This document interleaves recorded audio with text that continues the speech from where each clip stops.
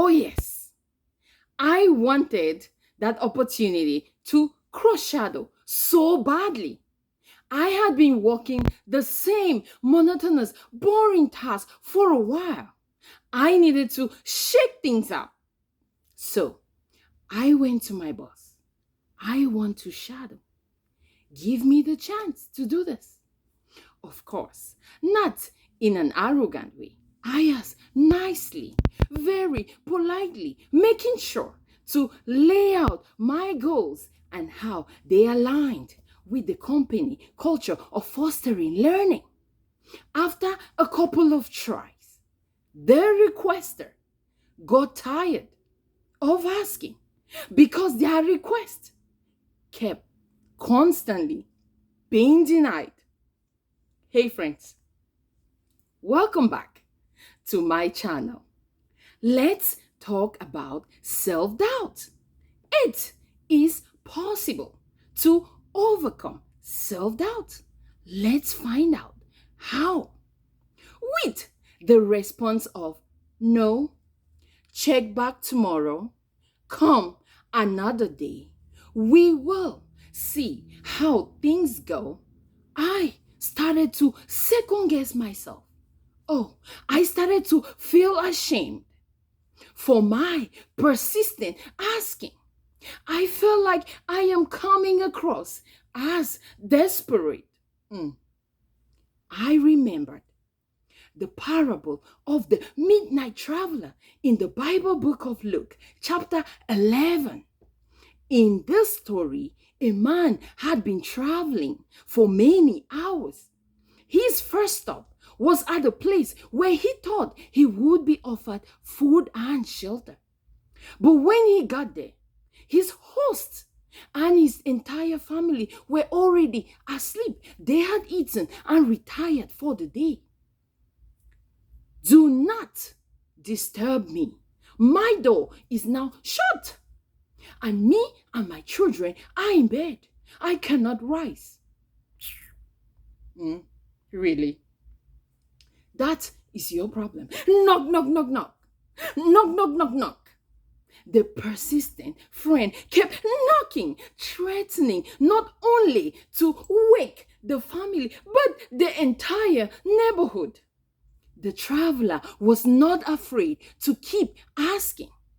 He was confident in his seeking, so he kept on knock, knock, knock, knock. What did his friend do? His friend got out of bed, out of the annoyance of the knocking, and gave him some bread.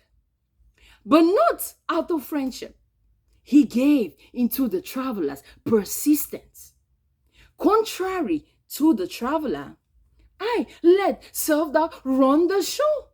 I stopped being persistent in my asking my boss about the opportunity to cross shadow in another department. See? So, how do we overcome self-doubt? Like the character in the parable of the midnight traveler. Number one, face the fear. Face the fear. I have a fear of feeling desperate. Oh, this fear is very big. Of coming across as desperate and needy. I don't like this fear. Deep down, we know our capabilities and the things we can do, but often we lack the courage to pursue them. Well, it is time to break out of this self-doubt mindset. How? By simply facing the fear, even though it's staring at us in the face. What if the traveler stopped asking for bread? He was going to starve. Asking one time is not the way.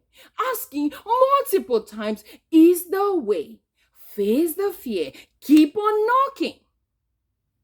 Number two, become decisive. What if the turn I'm trying to make turns out to be wrong? Then I will have to take the responsibility for my outcome and decision. Notice something. when the negative response is a hard pill to swallow, we start to question the decision to pursue the goal in the first place. Of course, it is fine to want to make the right decision. But also remember that there is an even bigger lesson when decisions turn out not to be the way we want them to be. So, when we become decisive, we eliminate second guessing ourselves, which lowers the self-doubt threshold. Number 3, restructure thoughts. How could I restructure how I was thinking about the entire process?